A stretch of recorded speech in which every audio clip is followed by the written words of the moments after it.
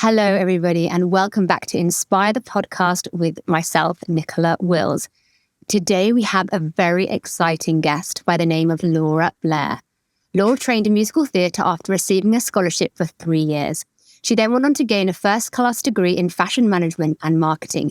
And it was around this time, whilst Laura was based in London, that I met her. And I have seen her literally transform into a luxury fashion and beauty influencer with over 1 million followers across Instagram, TikTok, and YouTube. She has worked continuously through the years with leading brands such as Karen Millen, Dior, Marc Jacobs, and many, many more. Hello, Laura, and welcome to the podcast. Thanks for having me. No problem. So obviously, Laura, I mean, we have just touched the tip of the iceberg of the things that you have already achieved in your relatively short career as a fashion blogger. So like the outside world and anyone that has listened or seen your, any of your Instagram pages or your TikTok or your YouTube, it is slick, perfection, high end. It's exquisite. Like I look at you and I even know you and I'm like, oh my gosh, it's just flawless. And I think sometimes obviously from the outside looking in, people might be like, oh, well, I could never do that. You know, I could never look like that. My life could never be like that. She's just so perfect. And obviously I know you. It's all the illusion. I know that it's not a lie, but it's just all a facade. It is a little bit. You should see when I wake up in the morning. It's not too great. And so I would just love, Laura, to take it back to the beginning.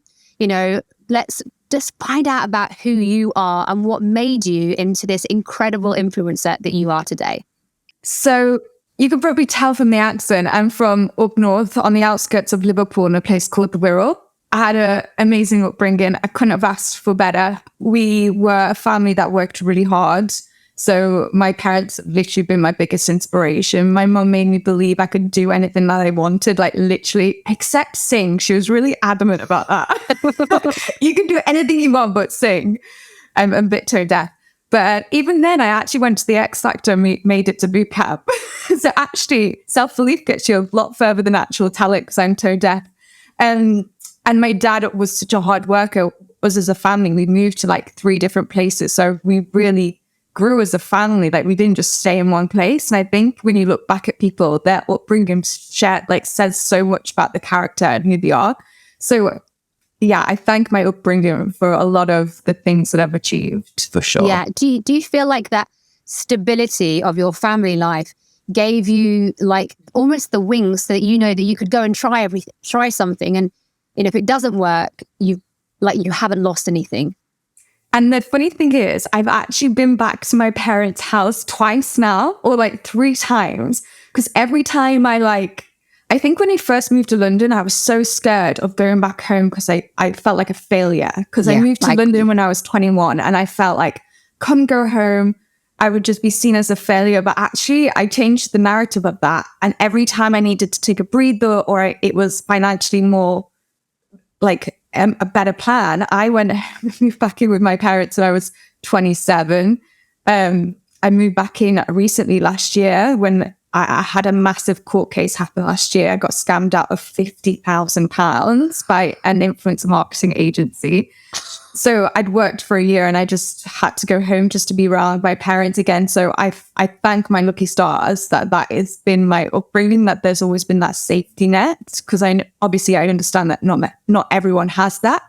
But yeah, don't be afraid to go backwards because sometimes it can push you forwards. When I was 27, I actually packed my bags and went back to my mum and dad's again. I was like, I'm back to start the influencing career. And me and my mum did it together, blood, sweat and tears. I remember one of the very first shoots, I was taking my tripod to the beach in the Wirral. It's called Thurston Beach. It's like the most greyest, dullest beach. And I was like, I had this vision of it looking like Cannes. It was like the very first time I tried to shoot myself. And my mum was like, come on, I'll get you. Bring the dog. So my mum took my first photos on that beach, trying to pretend it looked like Cannes in British summertime. The pictures turned out quite good, but for about a year, it was just me and my mum doing it. Oh, I just love that. But I totally relate to that because, I didn't have like a very fancy upbringing, but it was just like the humble, like hardworking, very, I would say, on paper, like normal family. But that gave me, I just felt like I was unstoppable. I could just do anything. And if it's all else fails, it's all right. My mum's still going to love me. I still have a place to go. Even if I've got not, literally a pot to piss in, I can still go back to my mum's house and it will always be okay. And I definitely see that, as a thread through people that I've interviewed, that stable background. And it doesn't have to be like the whole family, but just that one person that believes in you, that said, go on, girl, you can do this. You can do this. So lucky. And like, if you don't actually have that, which many people don't, you have to muster that up for yourself somehow. And I guess it would be so much harder. Yeah, totally. But I think that, I guess that's where, some people that they have to fight even more so to just, financially make their way and then, see the growth, like, whereas we had that as a little backup, which again, it's just such a blessing. So what was your school life like, Laura? Primary school, I can't really remember, but I moved to an all-girls school when I was high school age. I went to a grammar school and I hated it. Yeah. It was not a nice environment for me. I was very lucky in the sense that I had two best friends, which I'd grown up with since I was like a kid. So I had a safety net of like a family in my school. My mum also worked in the school. So I felt loved in the school, but girls just... I didn't like the girl environment for me. My outside friendship group was a group of lads that I went skating with. So I had such a tomboy upbringing, which I guess many people look at me and wouldn't think in a million years. But even now, my friendship group is, I have a core group of strong, independent female women. And the larger group is guys, because that female environment, I don't know whether it's subconsciously in my head still from high school that it's not a nice environment for me and I've not like let it go. But I just was talked about a lot, like what I was wearing, I just felt scrutinized so much. And I think I was different in school. I think that was it. Like I was a big character and I was different and I looked a certain way and I wasn't afraid to dress a certain way. Like, so I moved myself to an all-boys school for sixth form. Oh, wow. I don't think my parents had a choice. I was just like, I'm going.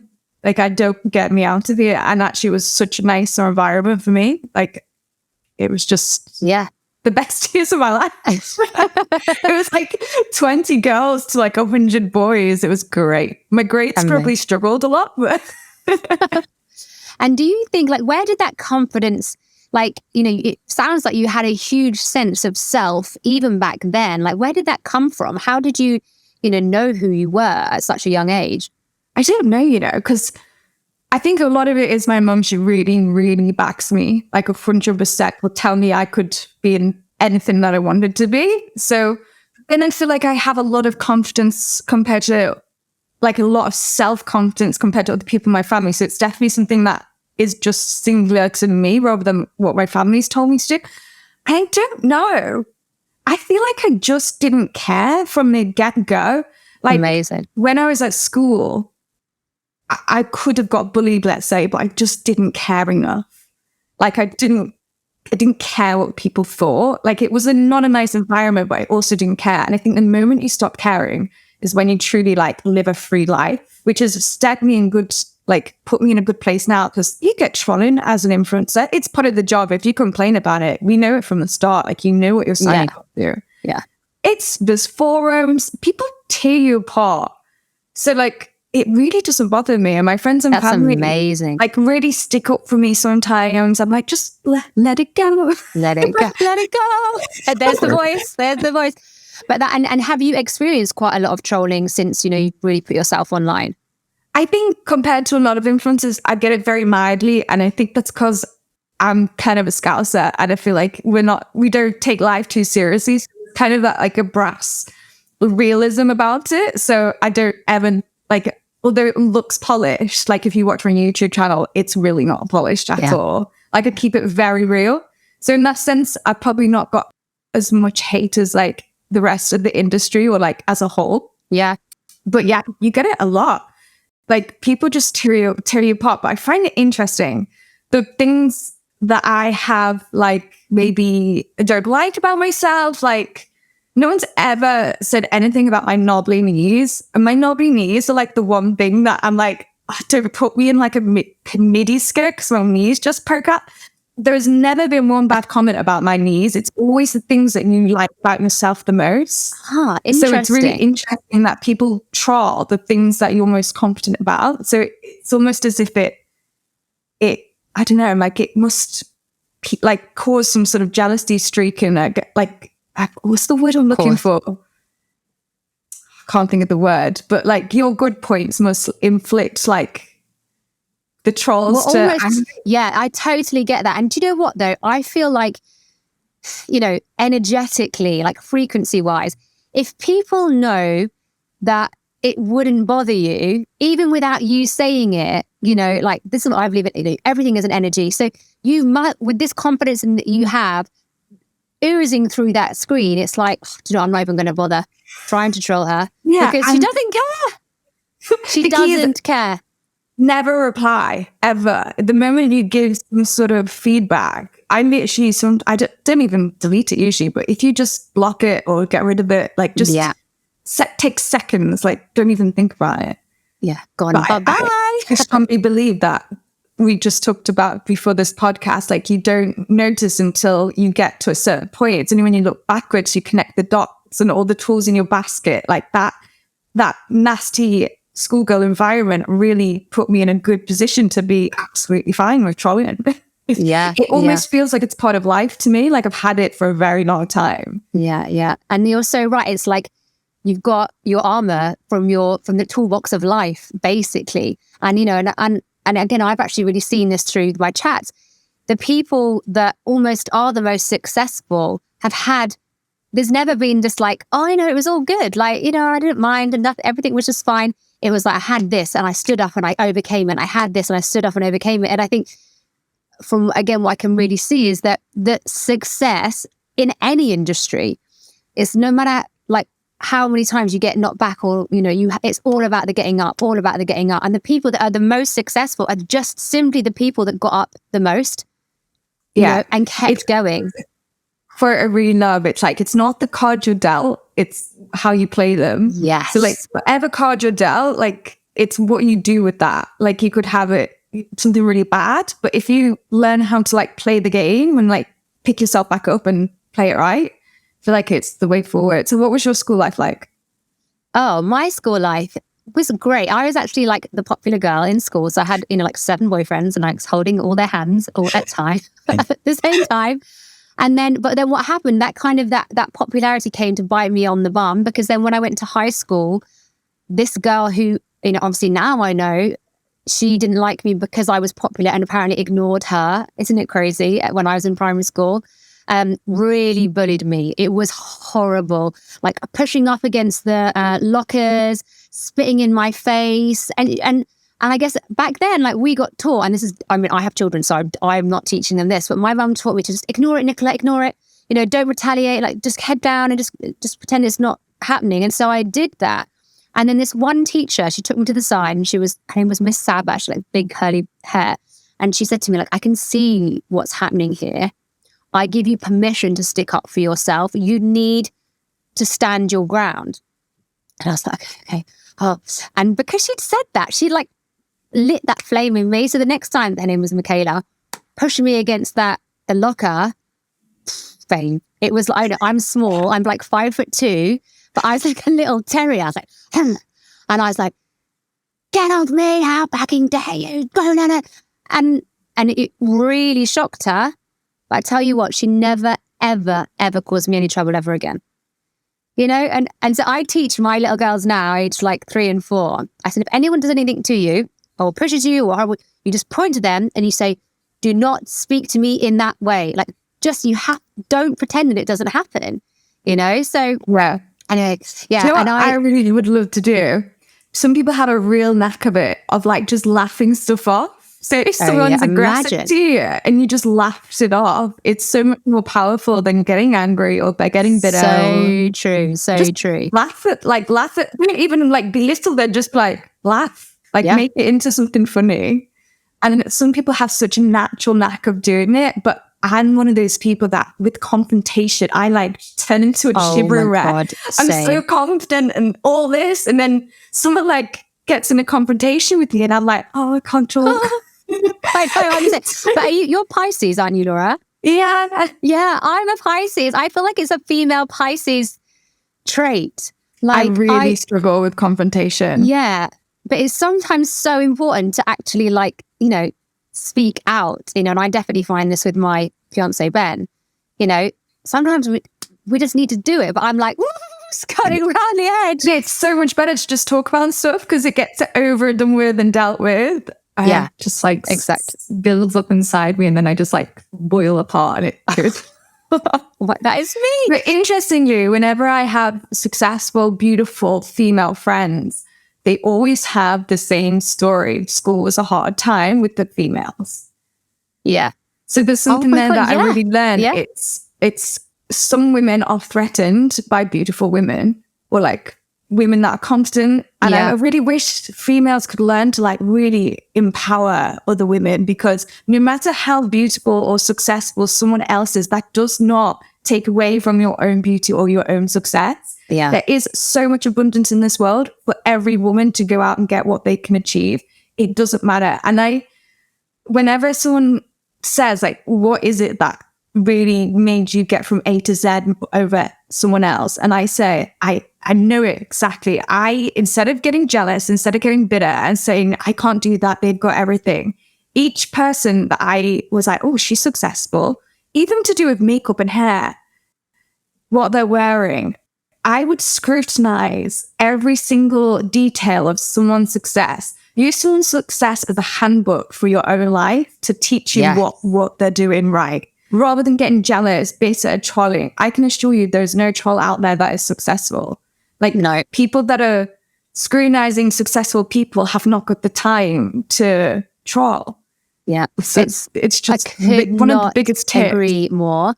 And as well, it's like seeing other people be successful. And this is something that I really, really, really make almost like a habit of doing now is I love sharing other people's success, you know, or like actually commenting on their success. Like, you know, I know there's posts of yours where I'm, yes, babe, so proud of you, go girl. You know, like what that does energetically, you know, it's almost like saying to your own self, like, I'm happy for that person. And that like full circle of I'm happy for that person, that gratitude comes back and back and back and back. And of course, for me, there has been times when I'm like, oh, you know, especially when I was like, you know, like before I met Ben and before I had children, I used to be like, oh, when's it going to be my turn? You know, look at those people. And I did have that feeling of, why not me? But as soon as I did, I noticed it, the awareness of it. I had like a pity party, like crying about it for about 6 months. And then this is a way down, Matt.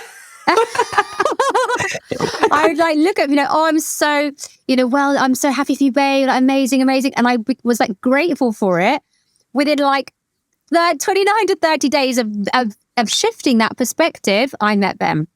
Okay, this is what I need to do. Like, see PDA on the tube, I need to be like, so happy for you. Yeah. Oh my God, I love seeing you kiss. Kiss again. Oh yeah. Yeah. But it's definitely, I'm sure that's like got a thing for it. I'm going to think of it, but it's like an actual thing for sure. Yeah. So Laura. I am so good at my career and it probably shows compared to my love life. And I actually probably need to take my own advice and put it into my love life and be happy for those people that were screwed me over and happy when I'm like, oh my God, yes. Yeah. It's like, I'm so grateful that you cheated on me because of the lessons that I learned to become the woman that I am today. Yeah. To then be able to meet the person, which of course is going to happen one day. Yeah. And really interestingly, I was in what I would class as a bad relationship where I was just very miserable, similar to the one you were in where you were just probably a former broken version of yourself. And when I came out of that, it was probably the lowest point in my whole entire life. And actually, I had this real thing, like when you're going through heartache, just work because you're not going to feel good whatever you do. But if you channel your sadness into working, whether that's on your body or your career, when you get happy again, you will have such an amazing life, because time is the only thing that will heal a broken heart. So be productive in that time. And sure as hell, I slept, eat, breathed, influencing during the most depressing time in my life. The day I became a full-time influencer was the day I split up with this guy. He vanished off thin air, didn't even date me, 3 years, disappeared. And that to a girl leaves you in a really weird state. Like, he could have died for all I knew. Like, it was almost as if I had to grieve a death. I've never seen him again since. Very strange. It's a whole different podcast.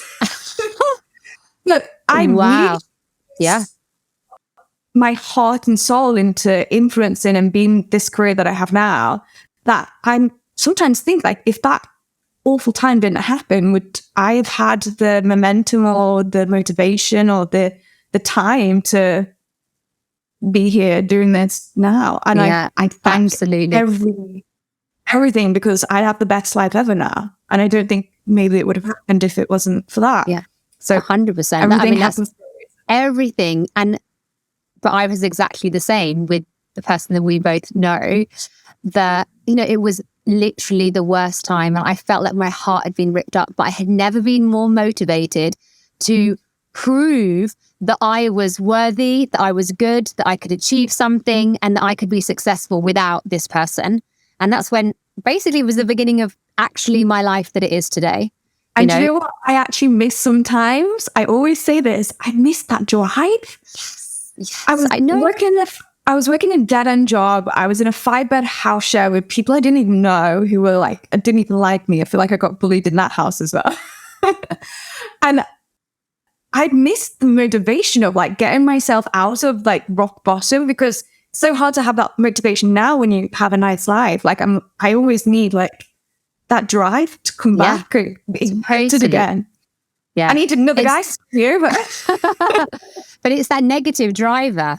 And I feel like, you know, it's that enough moment where you just go, enough of everything that is not serving me right now. It's like that line in the sand, and I'm going to move forward and change literally every part of my life.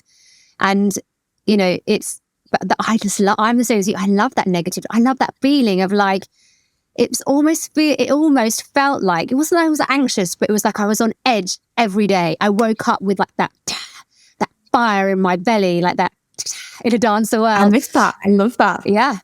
And then, but I guess that's not sustainable forever. Interestingly, my most viral reels have always been when I've been annoyed at like a guy.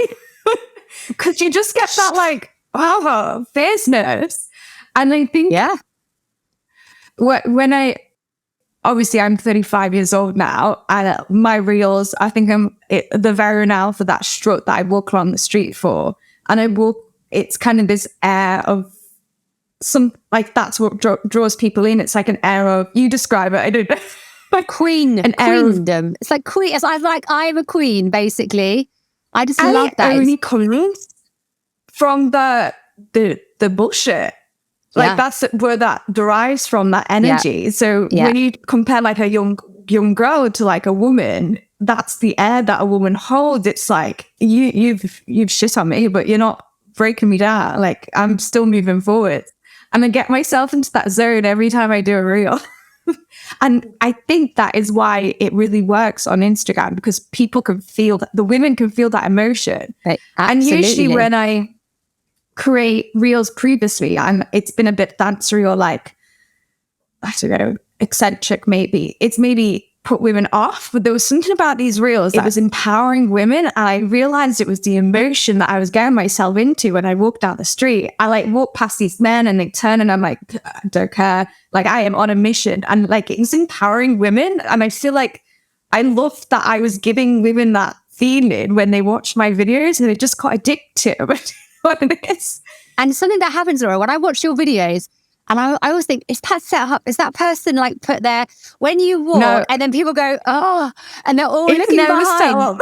It's just literally, it's like you're in a movie.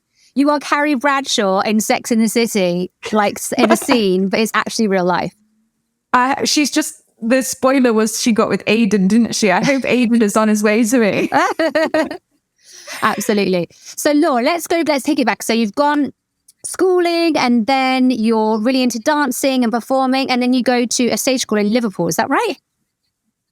Yeah, so I was never really into the whole stage thing.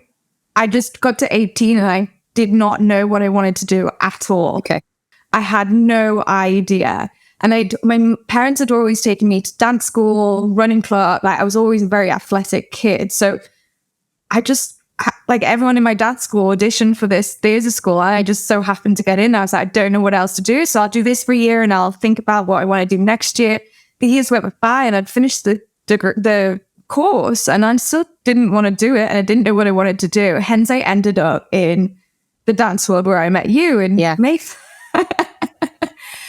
So when we met, I knew I would, like, I was a very smart kid, very smart. Okay. My primary teacher, my mum always quotes it back to her. She loves saying this to people. One of the teachers in my primary school said, there's smart and then there's Laura. I was like, I'd read every single book in my primary school. Like, I whizzed through everything. There was this times table chart on the wall in primary school. You had to stand up in class and do your times tables. You got a star when you completed it. And everyone was like, 4 times table, 6 times table.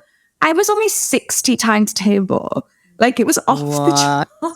But it's not even like a smartness. It's like I need to I get my brain into things. Amazing, yeah. So I know when I choose to work hard, I work hard. So when we met in the Mayfair world, I was dancing in Whiskey Mistake. Yeah, yeah. And for those of you who don't know that, it's like a period you go with sparklers and they come out with the champagne. But interestingly, I love Whiskey Miss now because the manager of Whiskey Miss is actually a fashion designer, Mark Burton, and he created the most amazing outfit. So when people think podium dancer, they probably jump to a million conclusions, but it was such a high-end kind of catwalk feel. It was amazing. Yeah, we basically felt like we were Kate Moss on that podium, and we were really protected, because whenever I say to people, I used to dance in the London nightclubs, instantly people think, oh, stripper. And it's just like, but there was not that world at all. No, it was I felt so empowered. I was like in amazing outfits. I had an incredible makeup. We had security, didn't we, the whole time. And it was a real little girl crew back then. Yeah. And every celeb in the sun was in these clubs at the time. It's not quite the same these days. The club industry really... or am I getting old? I don't know. But every celeb was in there. Yeah, the lights were on us. And it was such an amazing feel. And I feel like when I never talk about it. Not that I'm ashamed of it. Just people who don't understand what it was. And I actually kept it from my family and all my friends back home for a while just because of that reason. Know that. But, when I was dancing, it was just like a thing where I couldn't figure out what I wanted to do. Like, it wasn't a career. It wasn't like a job. It was like, I really feel for people that like can't find their purpose or can't find their career because it's such a horrible feeling. I wanted to work hard, but didn't want to work hard at something I didn't want to do. So I spent my whole 20s searching for this light bulb moment where I'm like, that is it. And it really didn't come. So, like, if anyone out there is feeling the same, like, I really had to try to find it. And when I went back to university, one of the reasons I went back to university after dancing is because one of the girls said she was just going to marry a rich man, and it literally sent shivers down my spine. I had had such a bad experience of men at this point that I was like, oh my God, I cannot rely on a man for my future. Yeah. So it's a really good tip if anyone doesn't know what they want to do. I was like, I looked to what I did in my spare time. I was constantly in fashion magazines. I was constantly making clothes. I was constantly in charity shops. Like, fashion has always been like what I did in my spare time. And it was kind of geeky, which is like maths and stuff. So I put the two together and just took one step forward in the right direction. And then out of uni, I took another step. I was like interning. And by just taking little steps, I finally found the calling, let's say. So without taking those first small steps in some semi-direction, I don't think I would have got there. So if you're stuck, I always suggest just take a step, like some work. Yeah. So how did you find your career? Well, for me, it was just always going to be performing. That is just, and even now, like here in Avida, there's this like acting school in Mallorca. I'm like, oh, hello. Because I love it. There's part of me that just wants to be like the panto dame, you know, like, I have considered doing panto. I feel like it would ruin my career, but I feel like I'd love it. I'd love to be the Wicked Witch in panto. Oh my God, you'd be so good in Snow White or like Maleficent. The princess. I want to be the witch. Yeah. She's always the best part. So I still, you know, I am a performer, and I have created like obviously an amazing, successful business. But like you said, the connecting the dots, my performing career gave me the tools to be successful in an online business, because it was about, you know, taking the knockbacks, hearing the no's, being persistent, being consistent. And it's like I had learned all those skills without even realizing, because it was just my passion being, you know, a performer. And so that has been, you know, amazing. And that's definitely what enabled me to come and live my life here in Ibiza. But now my children are a little bit older, and I'm like, what can I do? And I do. And I know that it's still in me, because I'll start singing a song with my children and instantly I cry. I'm like, let it go, let it go. I just get really choked, because it just, I can't put my finger on why, but I get so choked up because it just means everything to me. Yeah. You know, and I wouldn't go back to London now and do like a year in the West End, but, you know, maybe one day there'll be like an 8-week stint or something. Do you know what chokes me up when I watch Strictly? Oh my, but that is literally my dream, to be on Strictly. Laura, you could do Strictly. When people are like, oh, what's your goal? And then like you ask any other influencer, they're like, oh, we want this brand, I want to work with this deal. I'm like, I want to be on Strictly. Yes, let's put this out there. You can be the first. Oh no, you wouldn't be the first YouTuber, because they've had Joe, haven't they? No, they do YouTubers now. So I just need a few more million, and I'll be there. A few more million. So what do you need? What number are you on now, Laura? So Instagram's 520,000, TikTok's about 400,000, and YouTube's 150,000. So I don't know. So what do we need? We need to just what do we need numbers wise to get Laura? And you can pave the way. So I will then see you do that, and then give you a few more years, and then I'll be following you. Like that. I'm just saying, that is literally my dream, to be on Strictly. Honestly, I'd love to be on Strictly. Just the dancer. It will never leave you. No. And the costumes. Just that.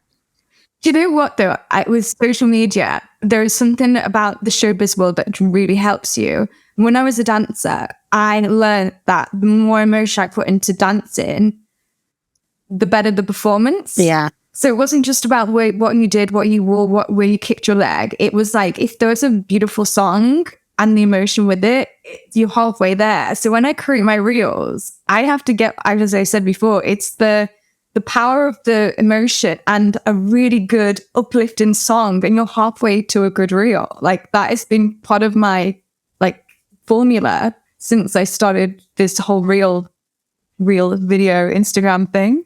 But it's amazing, because on your Instagram you don't speak. You know, not really, so you're like conveying this message, this feeling, without even opening your mouth, Laura. Like, how powerful is that you? And again, it's the energy that you're putting into it, the intention behind what you want to create is coming out through your phone to people wherever they are in the world. And that's just why, you know, I have seen you grow so much in such a short space of time. So just quickly take me on the journey. So you finished university, you did your dissertation, and that dissertation was on comparing like the decline of magazine and the rise of online presence, wasn't it? And you know, so what I also love about you, it's, you know, you look like this doll, this beautiful angel, but you're so freaking smart that you wrote about it, and then it was a conscious decision. So many people just fall into things. You consciously decided to do it. And so where did you start first? Was it YouTube? Yeah. So when I was at uni, I really discovered the magazine industry was declining. I was like, these people, these women that read these magazines like I do, they're going somewhere for this content. So I really researched into where it was going. And for my dissertation, I did this whole it was all about the digital era and digital media. I got first class honors with 97%, which was the highest grade ever. And ever in the history of the course at the time. And I got nominated for 2 awards after it. And I left uni and I couldn't get a job. I'd interned at Net-a-Porter, The Edit, Closer Magazine, some top PR companies. I had done everything for free, intern-wise, continuously through the 3 years of university, also getting a first, also working in the nightclubs 5 days a week. I did not sleep. I was on the Pro Plus and Red Bull, which I don't recommend. I remember turning up to uni in the morning, which was in Surrey, might I add. So I had to go from London to Surrey, go back to London to work internships and nighttime. I swear there were some days where I did not sleep for 5 days and I'd turn up to uni like this. And I still to this day did not take one single note in my uni class. Everyone else is like writing notes down, did not write one thing down. I didn't know, like, so smart, yeah. You have to understand how your own brain works. Yeah. And like, notes for me just send me over the edge. Well, as soon as I start taking notes, I can't listen. I just, So I'm like writing and then I can't even hear what she's saying. So I just like absorb it and trust that my own power will take in the message basically that is needed. I'm exactly the same. It's really interesting because there's lots of this like notes, books, manifestation things out there. And I know that my brain does not work like that. It works very speedy, like notes are tabs open. And when I had long COVID and I struggled really bad with the brain fog, I suddenly was feeling really stupid because I suddenly realized how fast my brain was working before. So writing a note down would really slow me down. Yeah, like, amazing. Just absorb all the information. But so during the uni, I discovered that there was a gap in the market for this digital space. And it was like a stepping stone. I found a few influencers that were knitting it. I still was not the first. Like there's girls that have done this for 10 years and I'm in about the 5-year mark. And I think now when I started, they're at the place I am now. So you never compare someone that's not in the same timeline as you. Like I think in this industry, I see girls that are smashing it up here, but they've been doing it for 10 years. And if the amount of stuff that I've learned now to be in this position is nothing compared to when I started. So you mustn't compare someone on a different timeline to you at all. It's one of my biggest things. So I couldn't get a job outside of uni. I literally felt like, what do I need to do here? And like, I've got everything that you ask for. I just couldn't. And I feel like to this day, and probably get so much, I don't know, controversy saying this, but I think it's something to do with what I look like. I feel like one of my pet hates is, it's so easy for you. I feel like so many doors were shoved in my face because of a big personality, what I looked like, it's a lot. And I think it really is scary to like someone, I don't know, I just feel like, I don't know, that doors were shut. I totally get it. You're unemployable. Like to be an employee means you have to be told what to do. You've got to fit in. You can't stand out. You can't really have your own opinion because you're under someone else's umbrella of what they want you to do. And maybe if you're good to see, it's like, honey, we can never control her. We can't control this one. And actually, the one job I did get was a guy. And I walked into the interview and I was like, I'm going to get this job. And it's not because the guy liked me in any way. It was going back to the high school thing of like women don't like me. Yeah. Or like women that don't know me don't like me. Once you get to know me, I'm very lovable. But there's something about, I don't know, I wish we lived in a world where females really like wanted all the strong feet. I think it takes a certain type of woman to be in a crowd with another strong female. Yeah. So a lot of doors are shut. And the job that I got was to do with blogging, and it was the first kind of company that connected bloggers to brands. And I got that job so I could learn everything about the industry from underneath. So even it was like I was starting the influencing industry and I got a job on the other side of it. So I knew how much people were earning, I knew what people were doing, I knew how brands worked with influencers. And I really suggested, if you want to do something, if you want to open a restaurant, go work as a waiter. Yeah. Go on the inside first. And it gave me such an amazing, I remember taking two teenagers to a job and they booked 2 times my salary in one day. And I was like, I am doing this. Wow. That's so inspiring. Such an eye-opener. I was like, I have all the tools in the box to do this. Yeah. I am just going to do it. And it wasn't even about the money because I'd already started doing it. Like it was I just saw it open before it became mainstream. I think I just got it at the right time, maybe. I don't know. I wish I was 5 years earlier, but like, I know. Was a lot. I still was before the whole wave of it now. I think everyone's onto it now. Yeah. So just talk me through then, Laura, what kind of in your personal life was going on at this time? Were you with boyfriends? Did you have someone supporting you? Because you were in London through this, weren't you? So I had a boyfriend when I was at uni. I had a lot of boyfriends, didn't I? Who's the one that was with all the girls? Not that one. They've all been with a lot of girls. Oh no! I've learned in life. I attract a fuckboy. I've learned this. Oh, it's a pattern that I've stopped. Okay. So up until the guy that really disappeared and like was a very bad situation. So just quickly, one second. You lived with a guy. You lived with him? No. Okay. So you were with him for 3 years as like a boyfriend and girlfriend. And then one day he just vanished. Yeah. What? What? As in, were there any signs? Were you arguing? Did it? No. I kissed him goodbye at train station. No. I kissed him goodbye at train station, never saw him again. He got himself a new girlfriend and just didn't tell me. Okay. Oh my gosh. And I actually got to the point where I was like, I don't need answers. Like, and the interesting thing was a few years later, he kept trying to, I don't think I can say this online, but he was not in a good mental state. Okay. So I've learned not to like blame people. I've learned just to accept that some people are not mentally. Yeah. You want the gossip, don't you? Yeah. Tell me. Oh my goodness. Brilliant. Really interesting. I was a serial boyfriend there from a really young age. Always had a long-term serial boyfriend. Okay. 2 years, 3 years, up until that guy. And then ever since then, I've been single. And when was that? How long ago was that guy? I was 28, 29 when it finished. Okay. So I'm 35 now. So I've been single for about 6, 7 years.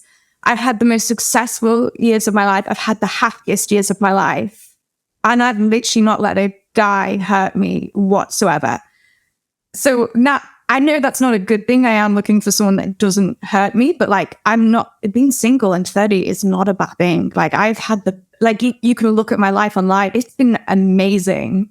And there has not been one guy behind those doors. I've been so self-independent, sufficient. And as soon as a guy tries to mess with my mental health, I literally disappear from their life. Like, as soon as you get that, like, weird, where they're not calling you back, gone. I'm too up here, and I'm going to blow my own trumpet. I'm too up here in my own life, respect my life so much that I do not have time to wonder if a guy is going to call me back. Yeah. Like, it's just not in my life. Completely. Because what's happened now is like you have become the woman of your dreams, right? Ultimately. So it's when that happens, the type of guy that you're now gonna attract, as and when you're ready to, bring him into your life, is going to be a different level from Mr. Fuckboy of your 20s. It's just going to be a whole different conversation, different aura, just a different entity in what you've ever experienced before, for sure.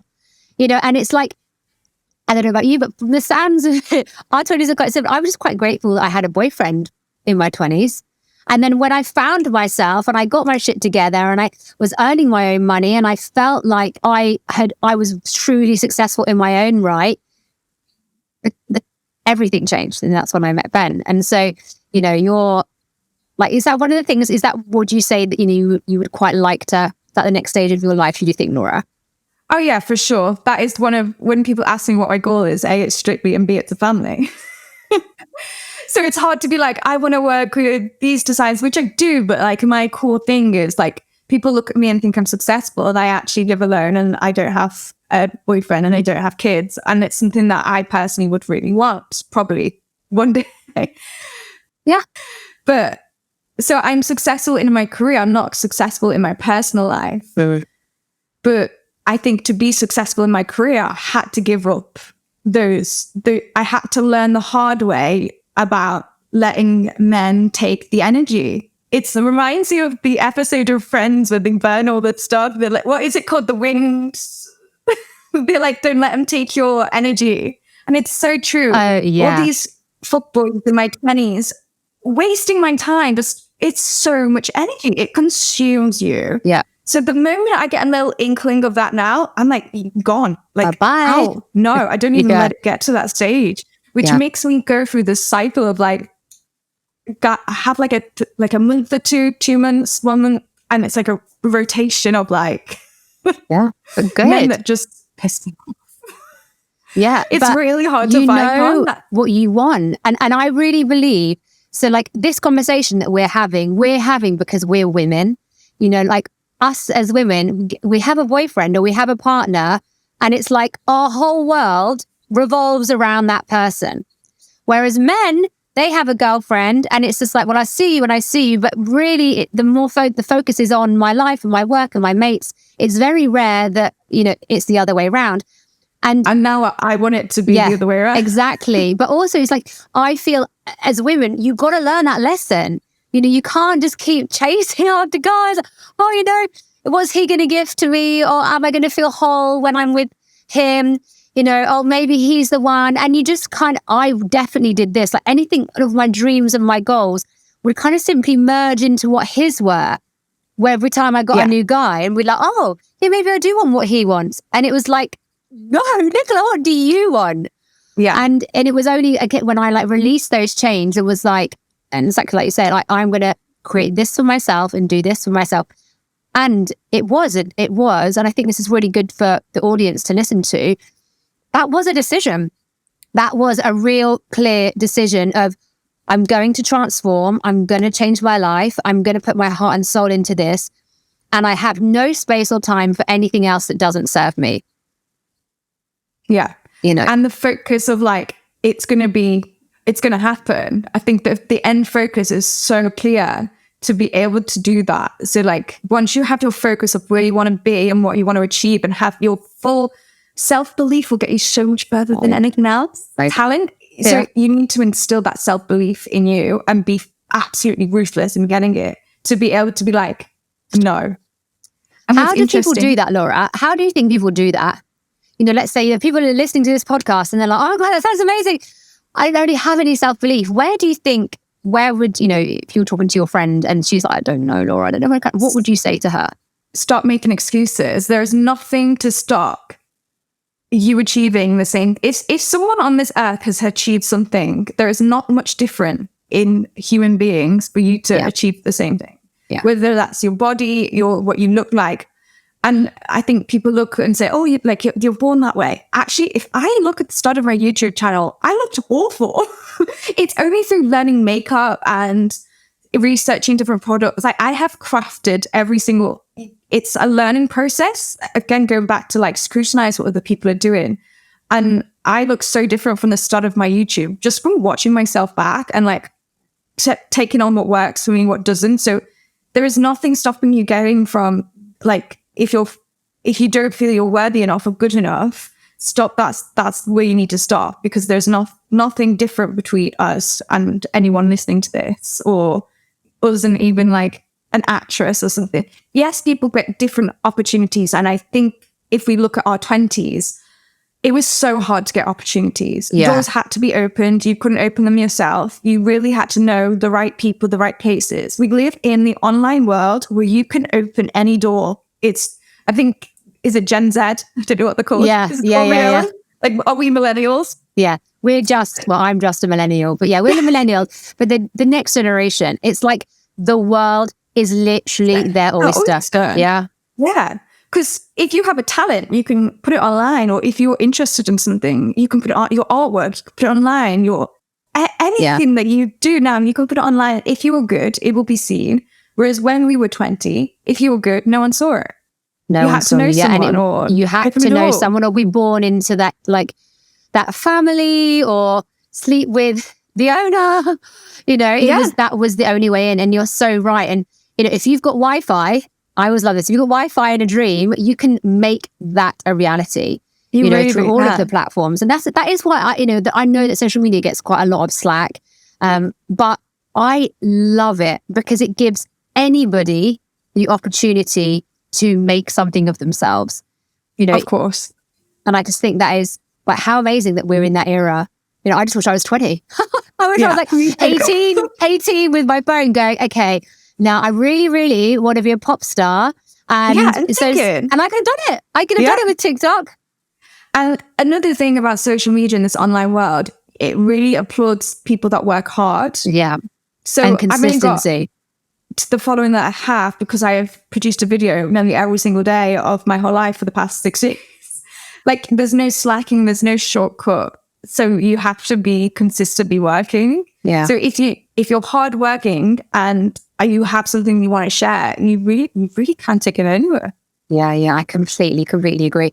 And people think it almost needs to be a certain like dancing, acting, fashion, but doctors, dentists, anything is online now. Yeah. If you want to do it, if you want to be more successful, just online is such a So look at the kids today. I know the youth. And so, Laura, what do you think? Like for you, what is like your biggest passion and your biggest purpose behind your influencing?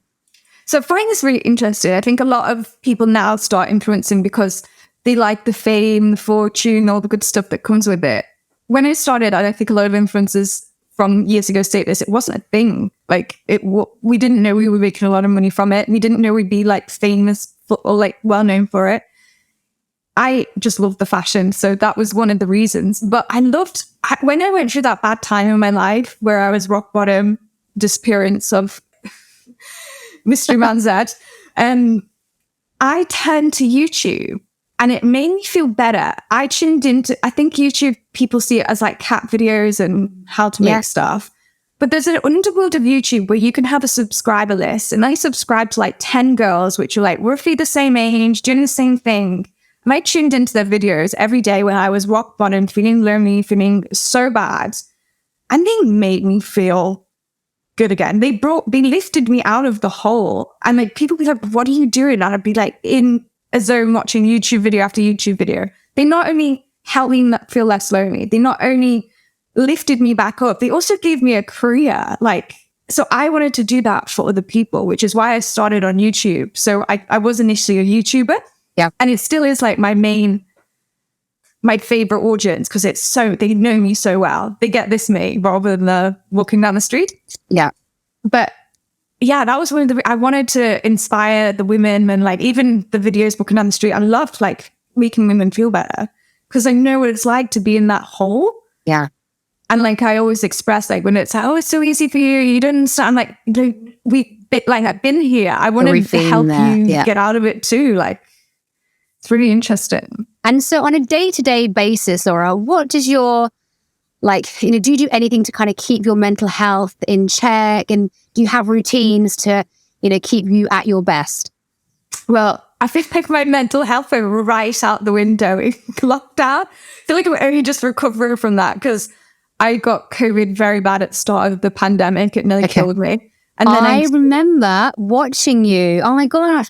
I remember scrolling on my phone and then you popped up not looking like the Laura that we're used to seeing. And to put myself on the internet like that, and that went viral. So but I know that it went viral because that was actually the video in COVID that I watched that I said to Ben, shit, this is real. Because no one was taking it seriously. And it was you going, I'm gonna die. This is real. Oh. And you were on your own, weren't you? Yeah. It was the day Boris Johnson announced lockdown, so the timing was crazy. And I literally was struggling to breathe so bad. It was when people say, it's just a cold or because that was the outlook then. It was people young, relatively young, could have a cold. And I say, oh my God, if people knew that this is what it was, it took me I couldn't walk. 3 weeks passed and I still could not walk down the stairs in my flat. It floored me in every single way. I struggled with long COVID for 1.5 years. After I caught COVID, I spent 6 months going into the hospital saying, something is wrong with me. And they're like, oh, you're fine. It's just post-traumatic stress or you're panicking. I'm like, something is wrong with me. And I was saying all these symptoms and I had loads of tests done. I had a D-dimer high, which is like linked to blood clotting. I was like, I'm not joking. Something's up. And then long COVID comes out. And I'm like, I've been telling you. I was so ahead of it that I was like begging people for help. And they just were, I don't blame them, but I was just so lost during that time. I was struggling with long COVID for a year and a half. And actually a year after COVID was the worst time for me. And I figured everything out before it all came out in the press. So like my cortisol levels were uncontrollable. I couldn't eat food. Like my cognitive things weren't working. Like I couldn't tell when I needed to go for a wee because my brain wasn't telling my bladder. My brain wasn't telling me to eat. My brain wasn't telling me to cool down or hot down. The worst was cortisol level. And like during this time, a guy had really like screwed me over, and that shot of adrenaline, I could not bring it down. And like I got hives all over my body. I was shaking and I lost so much weight. And this was a year after COVID. Couldn't even walk like 5 minutes down the road without being like, and one of the things was I couldn't breathe in. I was breathing it in, but I was struggling to exchange it into the other thing because I was breathing in oxygen and couldn't change it to CO2. Yeah. So GCC every time I did a little bit of exercise or energy or my heart rate went higher, I was like, it looked like I was having a panic attack. And all the doctors were like, you're panicking. I was like, I'm not panicking. I was just like, I couldn't, it felt like there was a cork stopping it. So I was just locked in such a horrible place for a year and a half. And the only thing that kept me, I was like, I cannot let this whole career that I've spent so long building to fall. So I did not have a life. I didn't see anyone, didn't really do anything. And all I did was make videos. I got up in the cold, shot outside, got chest infection after chest infection. Like for a year and a half, I was literally drowning. And I feel like everyone's long COVID pandemic experience, but it felt like I was running a marathon. And the worst thing I learned in that time, I got taken advantage so badly by so many different people. So when I got scammed out 50K, some woman took me on board to help me. And I was obviously struggling at the time. She booked me for work, like a PR agency does. I work a lot with PR companies. She booked me for work. And she booked me a lot of work and she paid me religiously for the first 3 months. She was great. She did everything above and beyond. So she really bought my trust. Then the payments started being late and then they just didn't come in. And I'd booked a load of year deals as well. So I had contracts signed with the brands, which I thought with the brands now, I know they're kind of forged. No. So I got scammed out of 50. I worked my ass off during this time for someone else to spend this money, and she's bought holidays, Chanel handbags, and she is still. And I've taken legal action. We're trying to get her out. It was such a slow process. She's still out there doing this, and she was one of many people. When I was the weakest, that really came in and like just sucked me for everything. So I've learned the hard way that the more successful you get, the more vultures that there are out there. And you have to be, it's really true that the more successful you get, the lonelier it is because your circle has to become so much tighter. And it's so sad. But it's so sad. And in that time, so Laura, in that time in COVID, obviously you were still working a little bit and so you were so sick. Were you on your own in London? Oh my gosh. I mean, how did you feel? Like, were you so lonely? At first, no. I feel like I really struggle with the loneliness now because I've got when you go through a mental or like an illness, all you think about is getting better. So I didn't really think about anything else except my health and wanting to be better. Consumed me. Like I didn't think about friends or fat relationships. I just wanted to be better. Healthy, I was like, a year later, I was crying on the phone to the doctor, like, please help me. Like, as how bad it gets behind closed doors. And I kept such a front that you would not know. Not a single person would have known except my mom and my family, like, what was going on behind closed doors. And I struggle now because I shut everyone out during that time.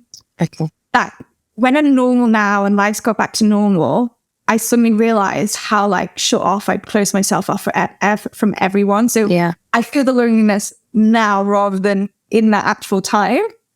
So I've almost had to start from scratch again. Like building it. And it's actually been a really healthy thing because I've shared out everyone and have built like really good relationships with my circle of female friends now. It's very small, but they're all the most beautiful, successful, strong women that would never bring you down. So I've got rid of like, it's been a good process, but a really interesting one. And I think the key is to be self-aware in life. Self-awareness is key. It's amazing. And I totally relate to that, So when I have my best friends, which are Stu and Francis, who, they're back in the UK. But other than that, it was always just like us three. And I used to always really, really want like the girl crew, but I just never really felt like I had that. And since moving to Ibiza, what's happened is I've just met other fabulous, like-minded, strong, powerful, financially independent, very successful people, well, women like me. And I've got like this like group of like, there's 5 of us. And it's just, and that's new. Like I'm nearly 40 and this is like, I'm making new best friends, even, in my old age, for example, because so many people stick to the friends that they've always had, which is, I think it's wonderful that, if you can have that friendship group, but I am not the Nicola that I was when I was 17, 18, 19, even 2 years ago. I'm a different person and I grow and evolve. And it is that you do kind of, if you just keep with the same people, there's that saying that you're the average of the 5 people you spend the most time with. If I was spending the time with the people that I was spending with when I was a teenager, I would be not where I am today. I wouldn't be happy. I wouldn't be fulfilled, and I do think as a message to people, like it is okay to grow and change and, cultivate new friendships and relationships at any age. And I think it's so important to honestly get rid of the people around you that are not making you feel good. Like I was going for a stage where like I just felt in a group of girls, I'd always be like in front of the joke or like passively put down. And I noticed that a lot of the way through my life. So I learned like to not feel bad about just cutting people out. And as well, like it's so true that you are similar to the people you surround yourself with. I found myself in a random group of girls or people would talk about dating footballers and sex with random people on like that whole culture that we were when we were 10. Yeah. I'm 34. I can't, like, I have no desire to be in this conversation. Like, I want to talk about like what business, how, like, what deals you're booking, like where you go, what's like the next plan. I don't want to be talking about some footballer that's going to dump you next week. Like, I don't care. But I mean, it sounds bad, but like if you surround yourself with like-minded women or like friends, it is so important. Like there's a TikTok or a quote. It's like, show me your friends and I'll show you your future. And it's true. So true. You're better off just alone to rebuild that. And I think everyone goes through a part in their life where they feel lonely and they feel like there's no one around them. And I have been there several times and it's gone like this throughout my life, but I've kept moving forwards with it. You don't just think, oh God, I'm lonely, no one wants to be with me. It's like, okay, this isn't working for me. Let's try another direction. Yeah. So I feel female friendships is so interesting. And I think it's such a more difficult topic than male friendships. My God, absolutely. I hear Ben's conversations with his mates and it's just so simple, so linear and just like black and white. Whereas with females, there's so much, like unspokenness going on. But that's when I feel like, I don't feel like I have that now. I feel like when I had friends that hadn't really, when I went through that kind of transition stage in my life and I started doing lots of personal development, and I just basically started learning about myself. And the first thing that I stopped doing is bitching about other people. Like it was like, if I can't say a nice word about someone, I'm not saying anything at all because it was so easy to be like, oh, so she, I'll say it with her. Oh, she's sleeping with her. And it was just like this kind of little tittle tattle.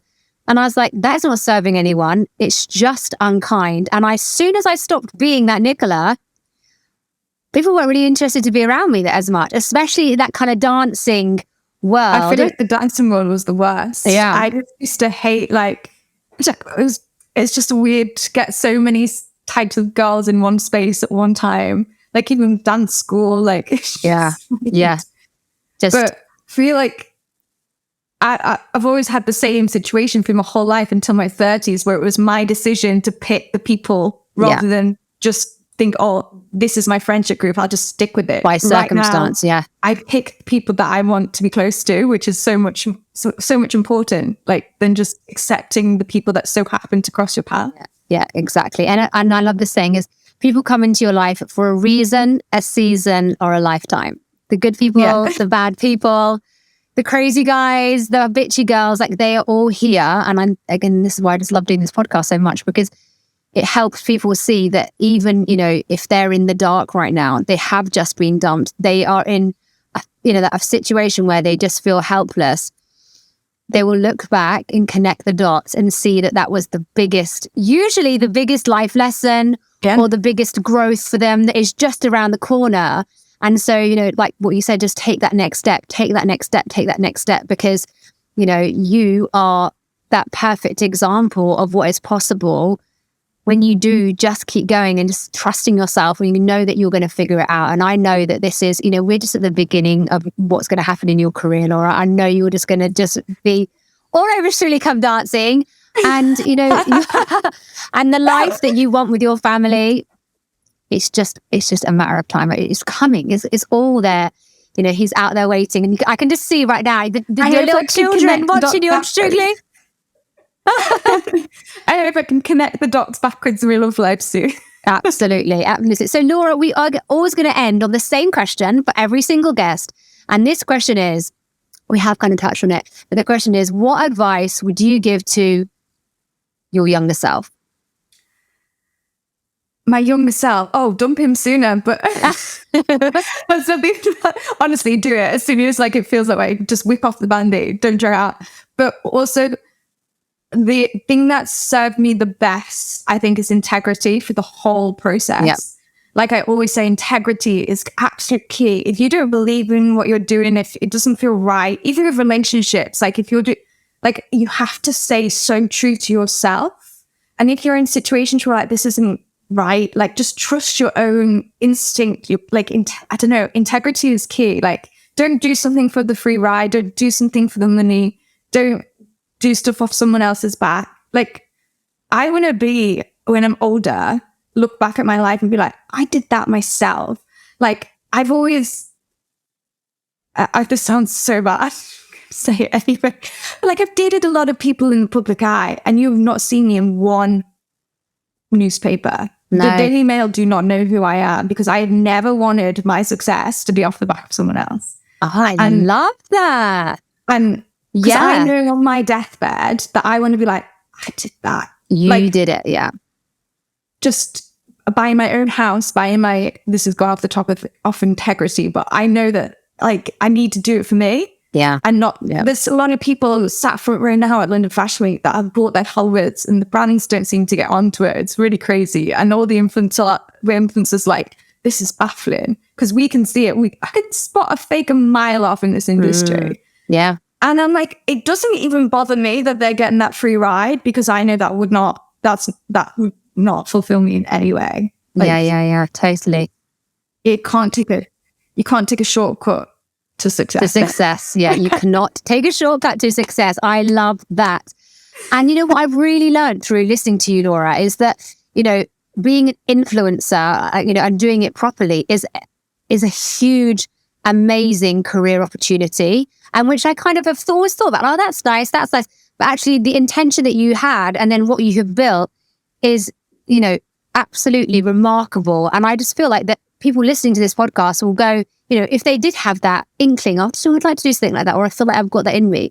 I feel like our chat today would have definitely inspired someone to take that next step, that next move, to go, actually, this is a career that I would like to pursue, because, you are an excellent example of how successful you can be in this career. And interestingly, don't take no as don't take no's as something to work harder. Every single brand that I interviewed with for a job outside of uni, most of them they've all said no, and I've worked with them later down the line as an influencer.